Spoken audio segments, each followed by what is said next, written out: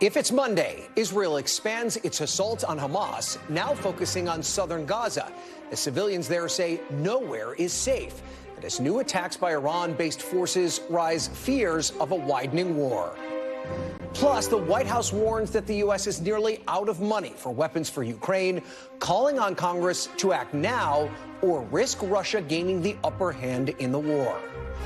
And with 6 weeks till Iowa, Governor DeSantis stops short of criticizing Donald Trump's recent rhetoric, as Liz Cheney warns that re-electing Trump could be the end of American democracy.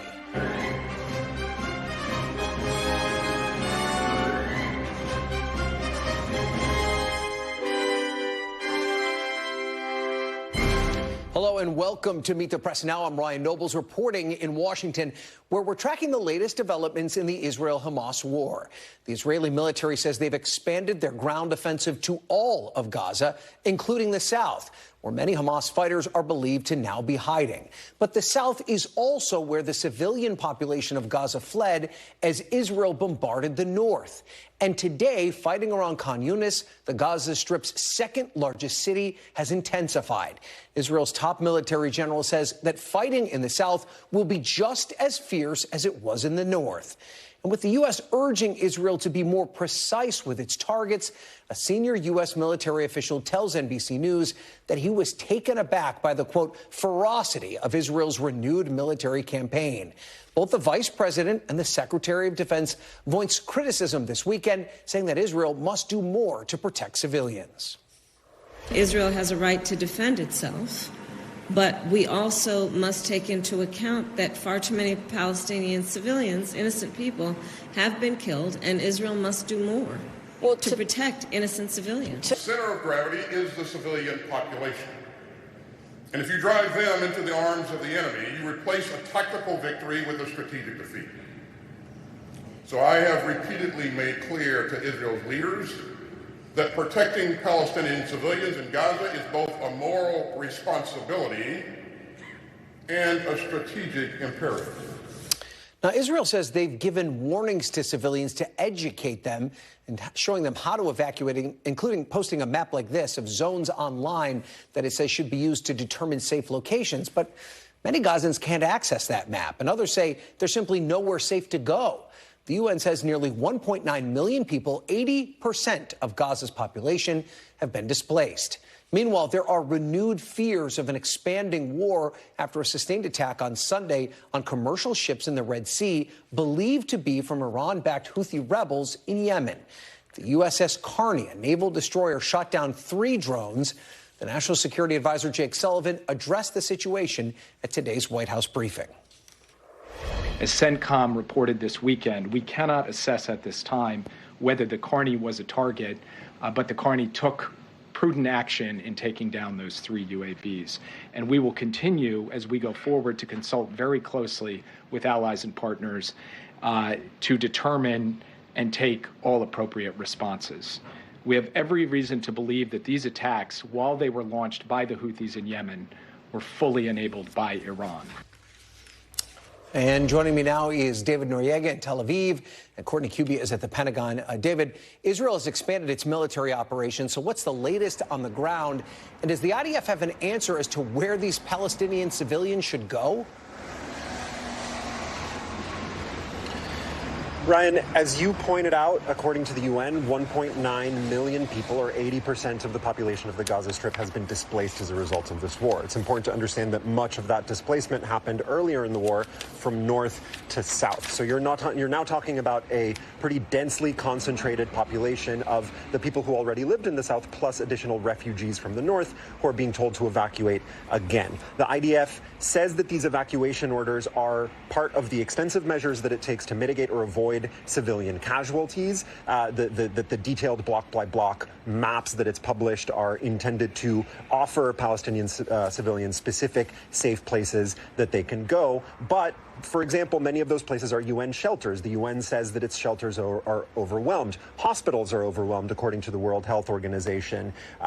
People are being essentially steadily pushed south. And what we hear from Palestinian civilians on the ground in Gaza is that they feel there is nowhere safe for them to go. And both the UN and the Red Cross have said that they agree with that assessment. Additionally, there are fears among many Palestinians living in Gaza that this gradual southward displacement will eventually lead to them being displaced over the border into Egypt. However, Egypt has on many occasions indicated that it is not open to any kind of, mass displacement across the border into its own territory. So this is what Palestinians in Gaza have been asking themselves all weekend since fighting resumed is where are they supposed to go? Again, the IDF has its specific instructions. Those aren't necessarily translating on the ground, however, from what we're hearing from people there. Ryan? And then, David, there's also the issue of just aid, the ability for many of these people to not only seek safety, but also food and water. The White House has been urging more aid be let into Gaza. Now that the fighting has resumed and seems to be as intense as it was before, is there any aid trucks getting into the region? The short answer is yes, there are some aid trucks getting into the region. Some got in over the weekend, but the numbers are much lower than what we were seeing during the ceasefire.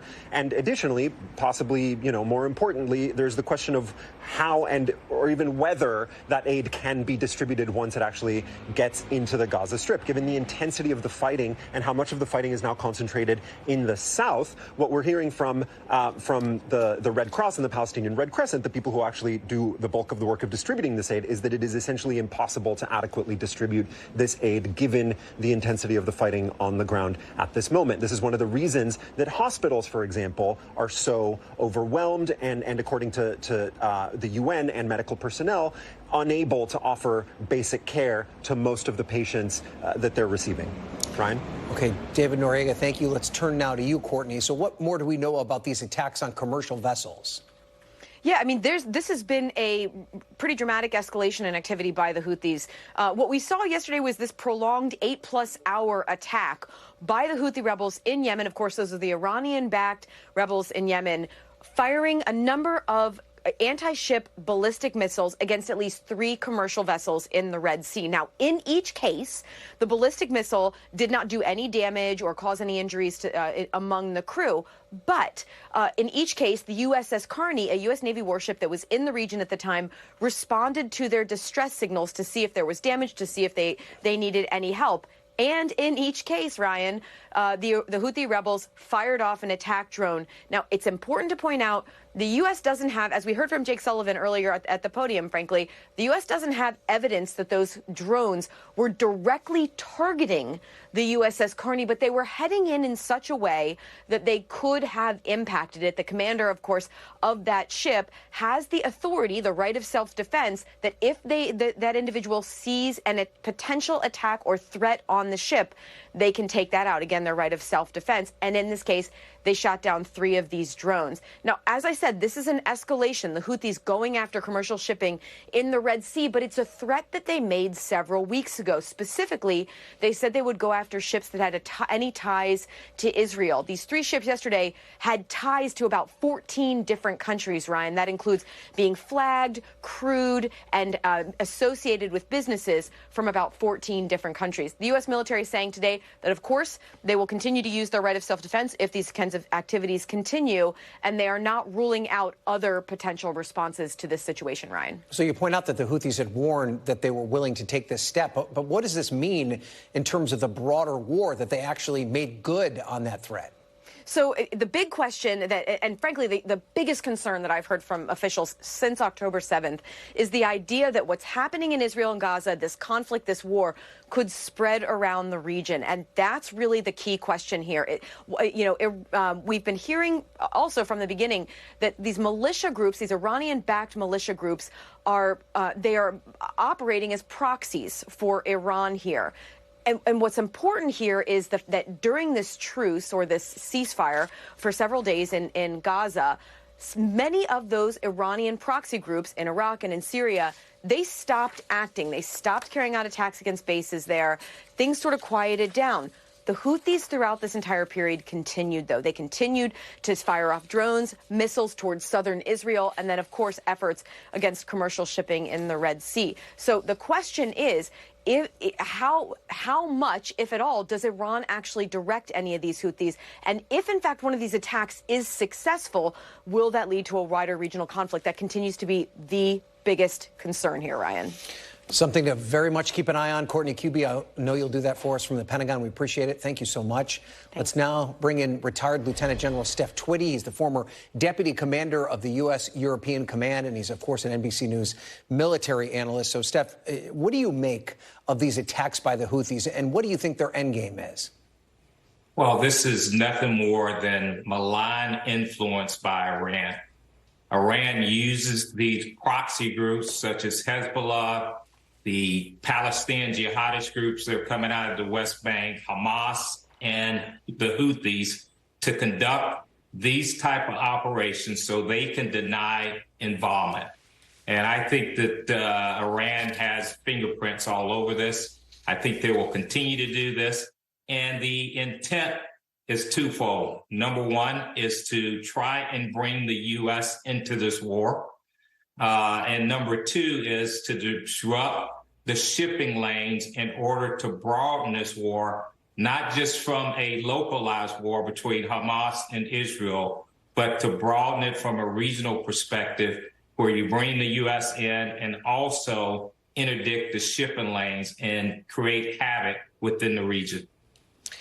And given that there's been so much activity by some of these Iranian proxies, like you mentioned, talk to me a little bit about this concern about a wider regional war. I know that you're concerned about the U.S. being dragged into this conflict, but there's the possibility that even if the U.S. doesn't get directly involved, that some of these other countries, some of these other groups could also get involved at a higher level. Well, I think United States Central Command, as well as our Department of Defense, our Secretary of Defense, they are doing a great job in using measured responses to this. They're not playing tit for tat. They're not trying to expose the U.S. military capability by attacking an all-out attack on them. What they're doing is protecting our interests, but also protecting our troops in the region and protecting the shipping lanes. And that's what they should be doing, and not expose ourselves to where we would conduct an all-out attack and perhaps bring ourselves into this war at a greater level, or our allies into this war on a greater level. All right, let's talk about the situation now in Gaza. And you mentioned Secretary Austin. He said over the weekend that Israel risked what he called a strategic defeat if it doesn't protect the civilians in Gaza. Explain to me. I mean, you're someone that has had to strategize situations like these. How do you balance the offensive combat operations without radicalizing the population in Gaza? Is Israel taking the necessary precautions to avoid that?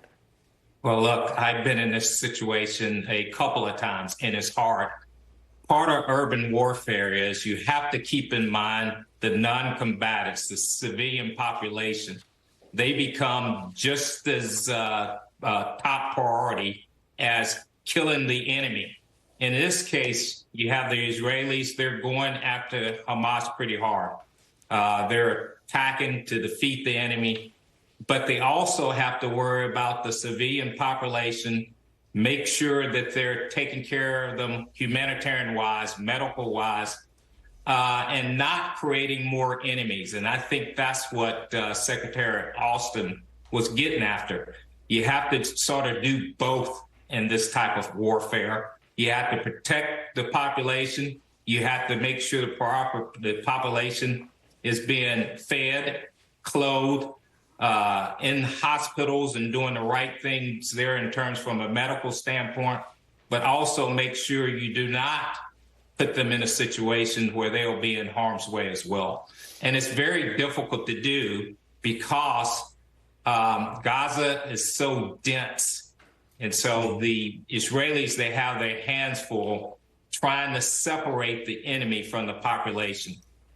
Yeah, and I guess that's my next question is, should Israel be reassessing their approach here? They've really dedicated a lot of time to these mass bombardments in these densely populated areas. Could they be more successful with a more targeted ground offensive where they might be able to at least differentiate between civilians and active war participants? Is that even possible? Would that work better? Well, I think what you're dealing with here is, remember, the Israelis, they also have to protect their own troops as they conduct these operations. And they're fighting not just on ground, but they're also fighting subsurface. Many of these tunnels, you have to use the type of munitions that they're using in order to destroy them. And as they conduct these operations and they fire munitions at these tunnels, you could have secondhand explosions from ammunition depots that are in these tunnels. You can have explosions simply because, you can have damage simply because it's so dense, and they go after these tunnels and then buildings around the tunnels collapse. And so you're seeing a lot of damage because of the density. Mm-hmm. And so Israel will have to do some precision strikes, precision operations to prevent the majority of this, but they also going to have to conduct the operations like they're conducting them now, where they're going to have to use all-out munitions if they really want to destroy Hamas. So that's the dilemma that we're in. Yeah, not an easy situation whatsoever. Lieutenant General Steph Twitty, thank you so much for joining us. We appreciate it. Joining me now on set is Andrea Mitchell, of course, NBC News Chief Foreign Affairs Correspondent and Chief Washington Correspondent. So, Andrea, I want to take you back to what we reported earlier in the broadcast, and a senior U.S. military official telling NBC News that they're shocked by the ferocity of this new campaign by Israel that happened after this brief ceasefire. How could that type of reaction influence U.S. policy for this war? I think it's a reflection of deep concern inside the White House, the Pentagon, the State Department about the high number of civilian casualties. And you just covered that with what Defense Secretary Lloyd Austin said at the Reagan Defense Forum just this weekend, saying that that could be a strategic failure, even if it's a tactical success, because the longer issue and the bigger issue is, are they losing the support around the world and here at home in the United States? Look, there's no question that Hamas started this war. Hamas is a terror organization. I've watched the videos of what happened on October 7th. They are horrific. And that does not diminish the horrible suffering of hostages and their families and what is happening, as was laid out at the UN today, the use of rape as an act of war, which is a war crime in addition to any other kind of crime. All of that said, what people are seeing is this extraordinary death toll. Thousands and thousands of civilians who have been told to evacuate to the south, right, and now are being told go to safe zones in the south when they don't have access to the internet, don't have, any way to power their cell phones, are confused by the leaflets and by the maps, which are very confusing, and are not getting as much humanitarian aid as they need. At the height of the pause, they were getting perhaps 150 or 200 truckloads of aid, and it took weeks and weeks to even get that aid in because there had been a siege by Israel, which included fuel for, at least the first 3 or 4 weeks. And Secretary Blinken, everyone appealing from the outside world, let the fuel in. They need this for ventilators, for the hospitals, for incubators. Children are dying.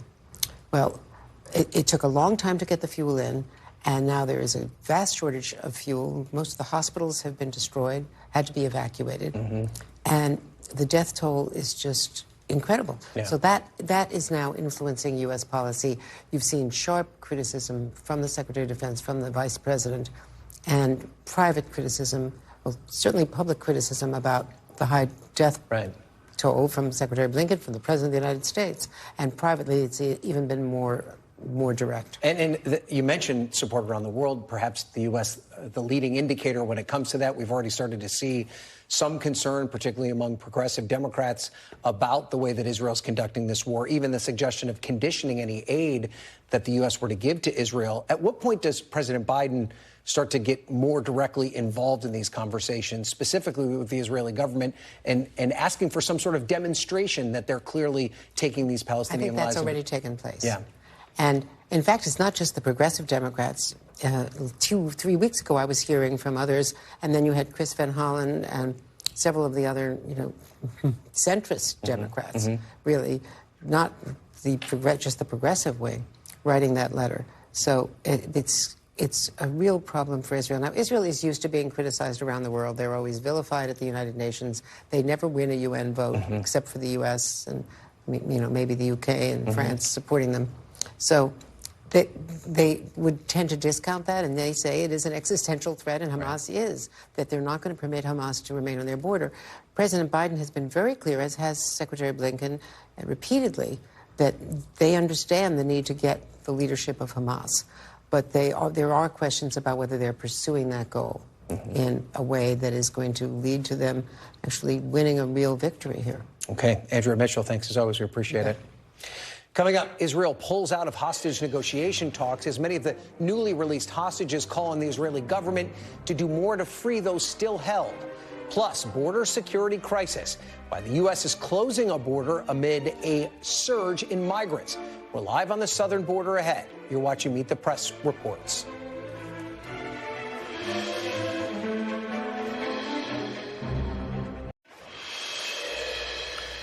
Welcome back. As the fighting intensifies in southern Gaza and Israel today, the families of some of the 137 hostages still being held in Gaza demanded a meeting with Israel's war cabinet.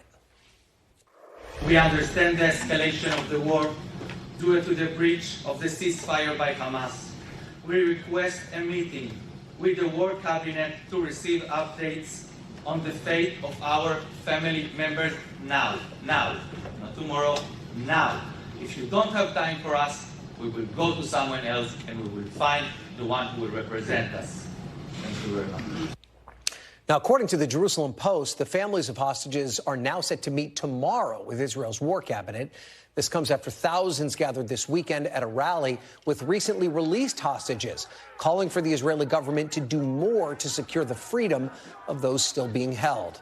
And as another reminder of Israel's internal turmoil right now, Prime Minister Netanyahu's corruption trial resumed today for the first time since before the Israel-Hamas war began.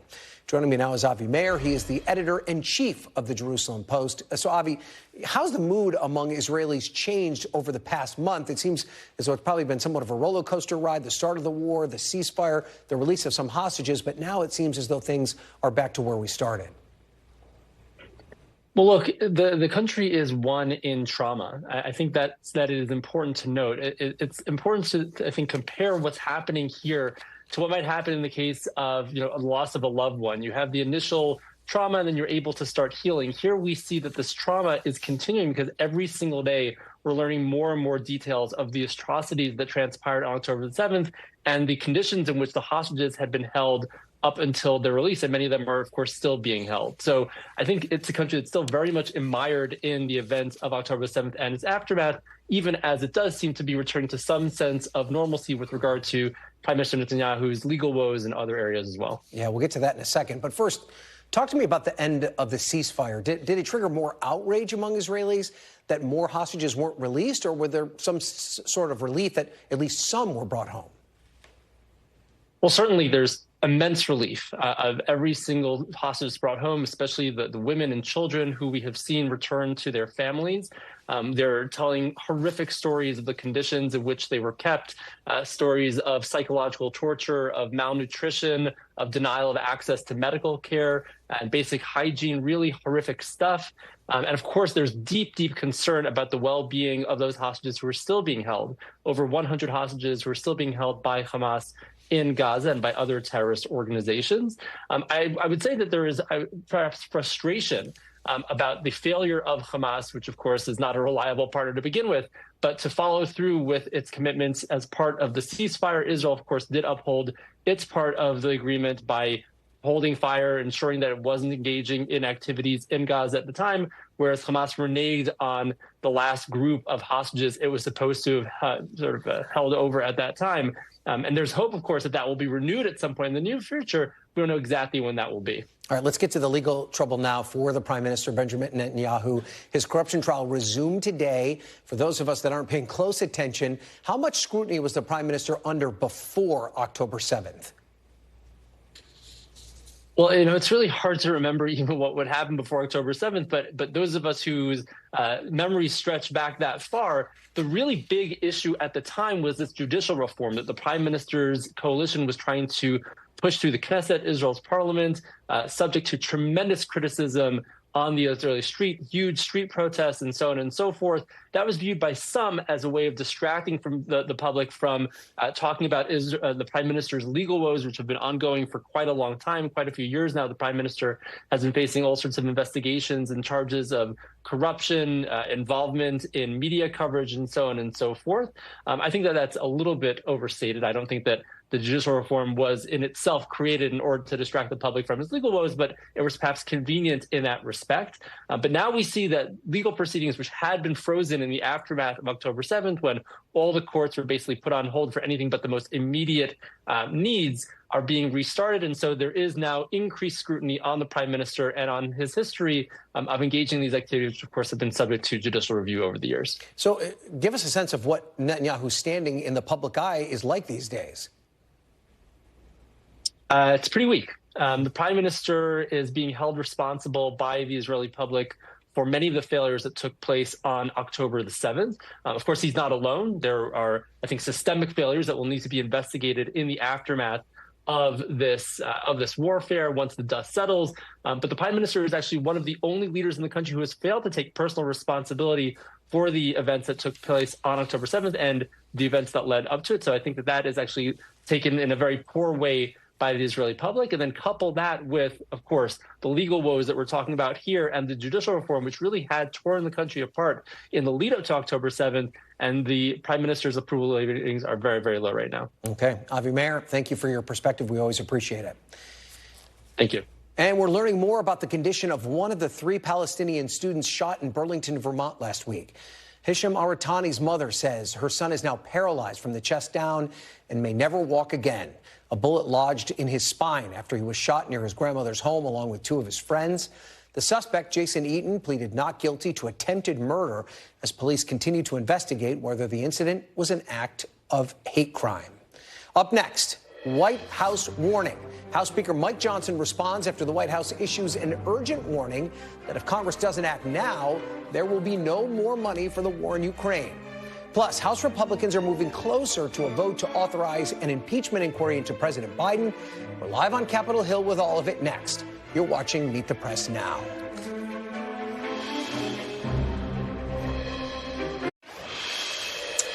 Welcome back. The White House released an urgent warning today about the future of military aid to Ukraine, saying that without new funding from Congress, the U.S. is just weeks away from running out of money to provide weapons and assistance to Ukraine.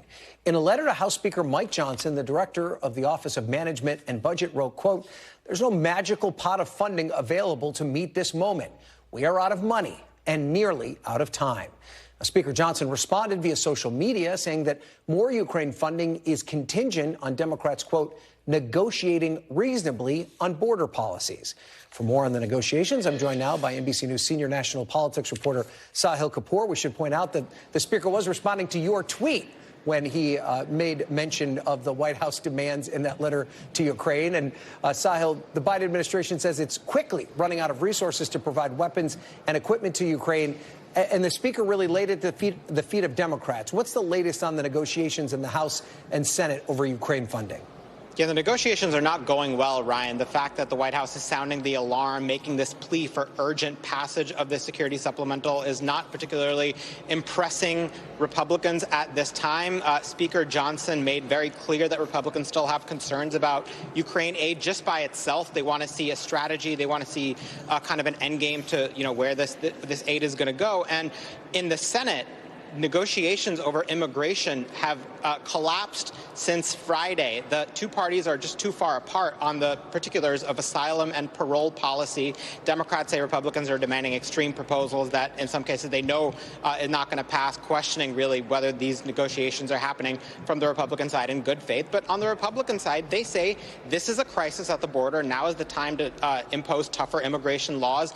And if the Democrats don't accept that, then they will filibuster the entire security supplemental. So we are looking at a plausible scenario where the whole package ends up failing. I spoke just moments ago to Senator John Cornyn, the Texas Republican, who made one thing clear. Republicans don't see this as a back and forth bipartisan negotiation over immigration. They see the border measures as a price that Democrats need to pay in order to get the supplemental, Ryan. Yeah, and Sahil, I wonder if Democrats understand that. It doesn't seem as though there's the same sort of urgency amongst Republicans to get the supplemental aid packages to Ukraine and Israel done, but they do see a necessity as it relates to the border. Is that message going to seep in with Democrats as these negotiations go forward?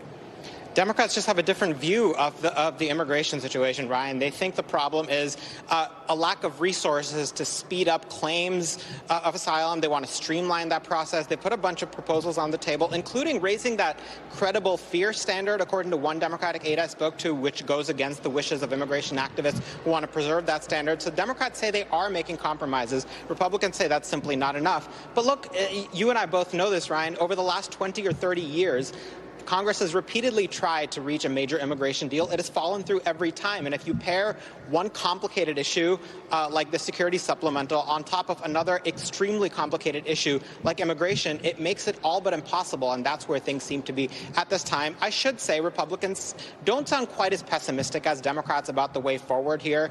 Senate Minority Leader Mitch McConnell was on the floor saying that the talks should continue. He, of course, is a supporter of Ukraine aid. At the moment, it's not looking good, though. Yeah, you're right. It seems like an incremental step, maybe, but not a major overhaul for sure. So let's change gears here for a second. Speaker Johnson said that Republicans do have the votes for an impeachment inquiry. Is that serious? Like, how soon could it happen? It could happen in the coming days. Last week, some Republicans told us they expect it to happen this week.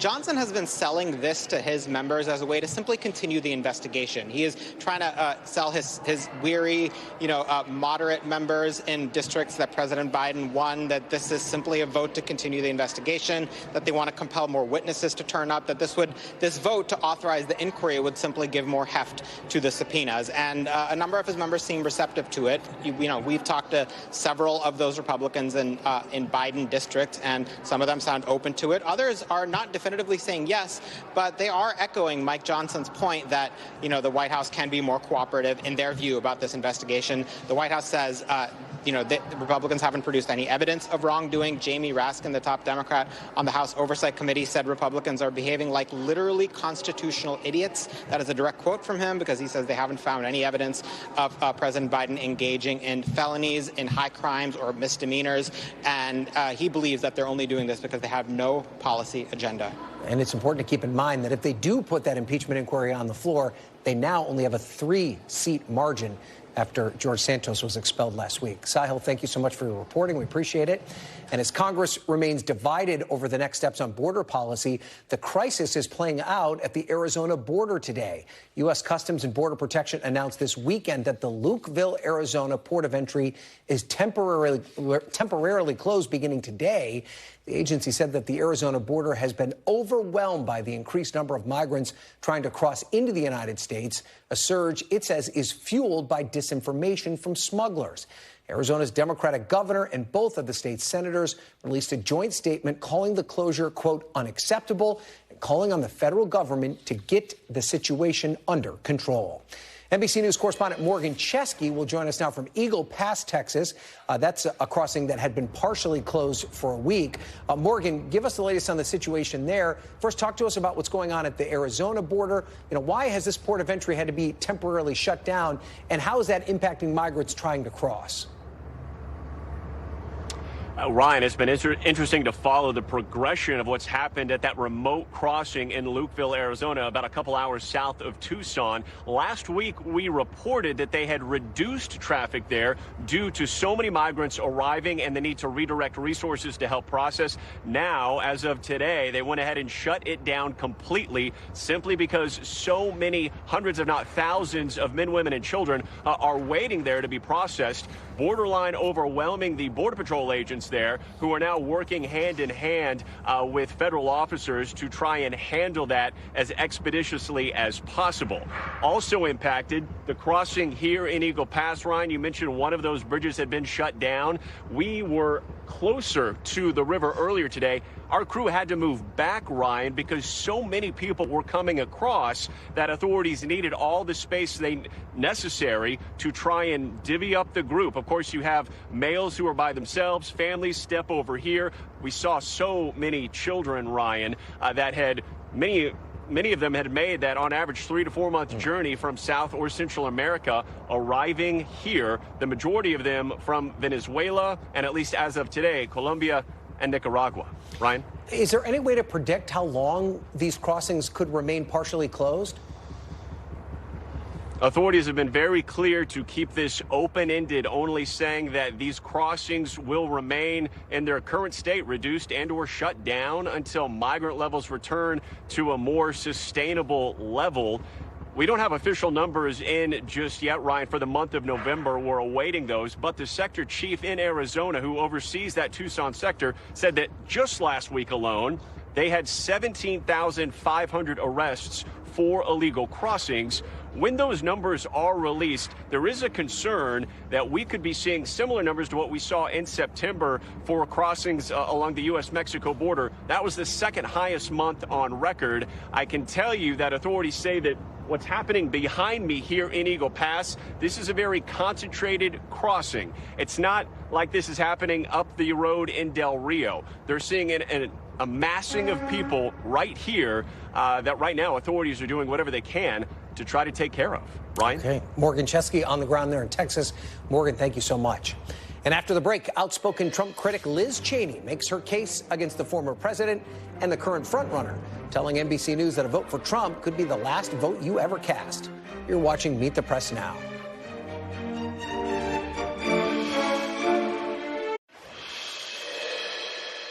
Do you believe if Donald Trump were elected next year that he would try to stay in office beyond a second term? That he would never leave office? There's no question. You think he would try to stay in power forever? Absolutely. I mean, he's already done it once. He's already attempted to seize power, and he was stopped, thankfully, and for the good of the nation and the republic. But he said he will do it again. He's expressed no remorse for what he did. Welcome back. That was former Wyoming Republican Congresswoman and January 6th Select Committee Vice Chair Liz Cheney on NBC's Today Show this morning, sounding the alarm on a potential second Trump administration. Cheney's warning comes after weeks of Trump using increasingly dark language on the campaign trail, calling his political opponents vermin and renewed concerns about what Mr. Trump would do if he returned to the White House. Joining me now to talk more about this on set is Eugene Daniels, the White House correspondent for Politico and an NBC News political analyst, former Maryland Democratic Congresswoman Donna Edwards, and Danielle Pletka, a senior fellow at the American Enterprise Institute. Danny, I want to start with you. Liz Cheney sounding the alarm here. She's not mincing words at all. It seems as though the only people in the Republican Party sounding the alarm at this level are those who have already fallen out of favor with Donald Trump and rank-and-file Republicans that don't have a ton of influence here, namely not the other people running against Donald Trump. How do you view what Liz Cheney has to say, and does it resonate at all in this campaign? So I think that the problem for Liz Cheney is she's not sounding the alarm for the first time. Obviously, she sounded the alarm when she was a senior member of the leadership in the House. For a lot of people, her willingness to join the January 6th committee when other Republicans were not allowed to, by choice of the then Speaker, discredited her because they felt that she was a willing. And again, I'm not saying I feel this way. This is how people view her, as that she was a fig leaf for the Democratic Party. And that's part of the challenge here, is that these really strident warnings about, Trump as Hitler, Trump as Mussolini, I think don't really go to his weaknesses, which are that he will be a terrible president, that he is unhinged from reality. I think these sort of apocalyptic warnings aren't that helpful. To be clear, there were Republicans that were allowed to be on the committee. The ones that were Kevin McCarthy pulled the group off. There were ones that were there were ones that were pulled off by the speaker who were targets of the investigation. But it's not as though Republicans weren't allowed to be on the committee. Tradition suggests that the leader of the party gets to choose the member, not the leader of the other party. I was just clarifying that point. Yes, but that's not how it works on Capitol Hill. Right, yeah. So, Eugene, to this point, though, about how there aren't a lot of Republicans being willing to challenge Donald Trump, especially as he seems to grow even more powerful in this Republican primary. Listen to how Florida Governor Ron DeSantis, who is allegedly one of his top opponents, responded to the vermin remarks on Meet the Press yesterday. Take a listen. Do you condemn the use of the word vermin then? I don't use the term, but what I don't do is play the media's game where I'm asked to referee other people. He's responsible for his words. He's responsible for his conduct. I'm responsible for mine. But I will tell you, more important than the choice of words is, why are you running? If he's running for personal retribution, that is not going to lead to what we need as a country. You got to be running for the American people and their issues, not about your own personal issues. What do you think of that response? I mean, part of running against someone is being the referee at times, right? You do have to respond because what you're trying to do is separate yourself from them, right? Why should you vote for me instead of this other person? And you've seen Ron DeSantis, Nikki Haley kind of at times struggle to do that at times, right? Nikki Haley, I think, has gone much further than Ron DeSantis has. But there has been a sense from the Republican side in this primary that they were hoping and praying that the legal issues that he was into would disqualify him in people's eyes. We saw that that wasn't the case. Then there was a hope that maybe these legal issues, maybe the court dates would happen early and then he'd be convicted and thrown in jail before people really started voting. That is obviously not going to be the case. By the end of March, we will have 70% of folks, of the delegates, awarded on the Republican side. So at that time, it's probably a done deal. And he may have one of those cases, those criminal cases, getting on its way. And so it's almost too late at this time for them to even sound these alarms because they should have been doing it a long time ago. And I think you're right. Like, not many Republicans are looking to Liz Cheney, especially the base Republicans, to ask what she thinks about this. People know what she thinks about this. That doesn't mean it's not important for her to be speaking out, but she's not going to move votes. She's already been defined. Exactly. She's been defined, and she's already tried to define Donald Trump in her own way for years. So, Donna, to Eugene's point that it seems like everything that gets thrown at Trump, he gets a little stronger. I want to play some sound from a rally over the weekend in Iowa from the former president. Take a listen. Joe Biden is not the defender of American democracy. Joe Biden is the destroyer of American democracy. So if Joe Biden wants to make this race a question of which candidate will defend our democracy and protect our freedoms, and I say to Crooked Joe, and he's crooked, the most corrupt president we've ever had, we will win that fight, and we're going to win it very big, very big. So this is a tactic of Donald Trump, right? Take something that he's being attacked with and then turn it back on his opponent. Is it effective? Well, I think with his base, it is effective, and that's the reason that he does it, because he needs to shore up that base. And, you know, every time I watch and listen to Donald Trump, I feel like I need a degree in psychotherapy, because it really is that, you know, kind of reversal that he's trying to do. And the other thing that I would add to what Eugene said is that the other thing that the other candidates counted on is that they would be able to siphon off a little bit of Trump's base. And what Trump has done with these comments and others is to shore it up. Yeah, that's right. We've watched all these clips, and I think largely agree about all of the reactions to it. What I ask myself as a Republican is, you mentioned Nikki Haley's kind of gone hammer and tongs after Trump. DeSantis has finally started.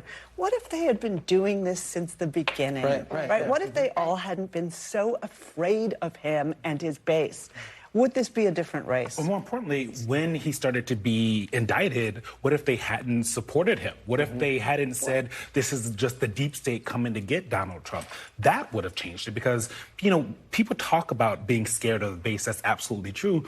But that's what being a leader is, right? You're supposed to lead the party into a certain place. And if that's what you're trying to ostensibly be, then you have to do that. You have to do that at certain times. And they just haven't. Well, in the first debate, virtually every hand went up when asked whether they would support Donald Trump as a nominee. Yeah. And that was the end of the game for them. If he was convicted. If he was convicted. But that was the end of the game for them because once they gave that up, then nothing else that he says or does during the course of this campaign can take them off of that raised hand. Yeah. So let's talk about Doug Burgum then. Speaking of, okay. First of all, does anyone at the table know who he is? He's the governor of North Dakota. He announced that he's not running for president anymore. If you weren't sure that he was running for president, but the reason I want to bring him up, jokes aside, is that the field is getting smaller, and we have started to see some level of coalescence around at least DeSantis and Haley, with some others kind of hanging in the fringes.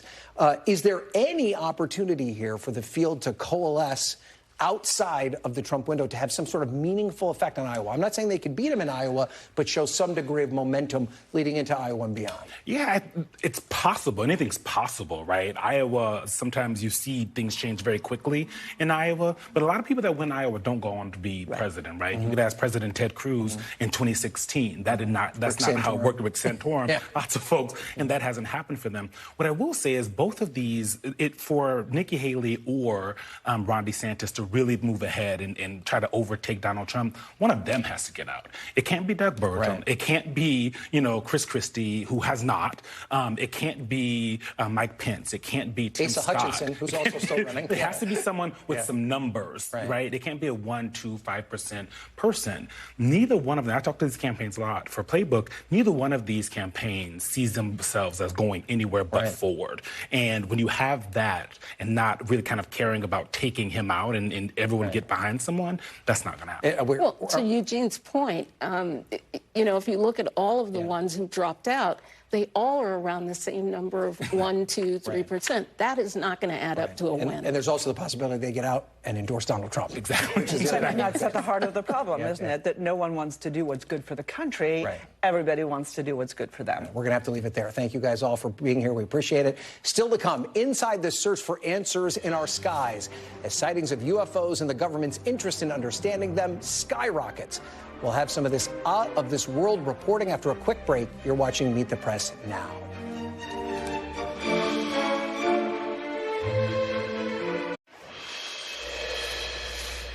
Welcome back. The fascination with UFOs has taken off, pardon the pun, once again here in Washington. The government's being more forthcoming than ever before about what the Pentagon officially calls unidentified aerial phenomena, or UAPs. In our latest episode of Meet the Press Reports, NBC's Sam Brock looks into what we're learning and what the government is still holding back. And Sam Brock joins me now to talk more about this. So, Sam, tell me, what is the Pentagon addressing, or what are they saying about UFO and this phenomenon now? Right. So their hand was kind of forced here, Ryan, just to take you back a little bit. The watershed moment in all this came in 2017 when these really compelling videos coming from military members and primarily Navy pilots were leaked. The New York Times published them, also reporting on a shadowy Pentagon program studying airborne objects. And as you see some of those videos, where all of a sudden watching aircraft do things in real time that really don't demonstrate human technological capabilities, whether it is a tic-tac, there's a tic-tac video of this oblong object that breaks lock and gets out of the screen, or it's a gimbal-looking video that tilts at hurricane-force winds. Here is Ryan Graves. He is a former Navy pilot testifying before Congress about what he saw and what his squadron saw on a regular basis. In your testimony to Congress, you described having your squadron for years seeing a series of complex maneuvers that were hard to explain. How common was this, and what were they seeing? We upgraded our radar systems, and when we flew with the new radars, we started seeing objects on our radar displays that we weren't seeing just the flight prior with the older radar. As we upgraded all of our jets and all of our radars, we were seeing these on pretty much a daily basis. Graves said the pilots would mostly fly in an area off the coast of Virginia Beach and at times had to move or cancel flights based on the risks that these objects posed. Famously, Graves told members of the House Oversight Committee about a close encounter his squadron had in 2014. 2 F-18 Super Hornets were split by a UAP.